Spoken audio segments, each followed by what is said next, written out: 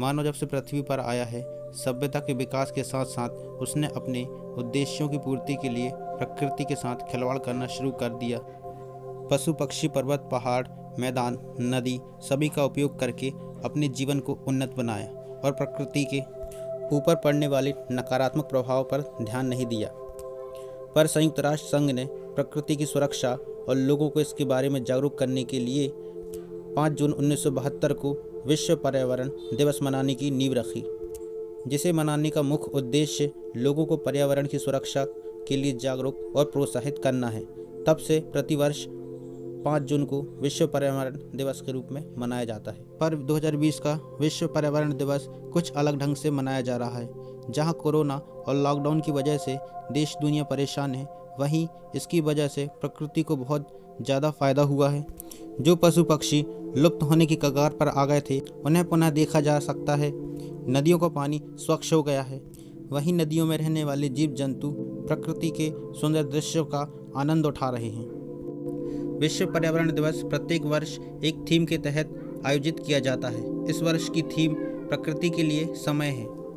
प्रकृति मानव को एक सीख दे रही है कि प्रकृति सभी के लिए बराबर है, चाहे पेड़ पौधे हों, जीव जंतु हों, पशु पक्षी हों या फिर मानव हों।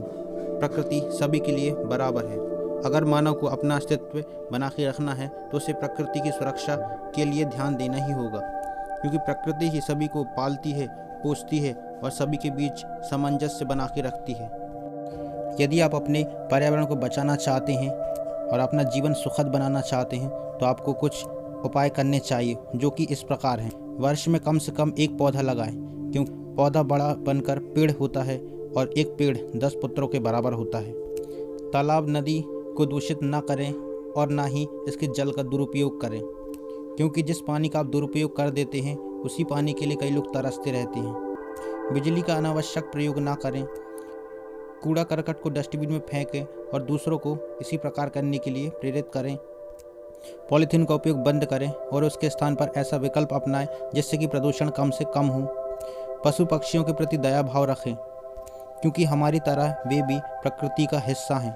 क्योंकि प्रकृति में सामंजस्य बनाने के लिए इन सभी में तालमेल का होना बहुत ही आवश्यक है।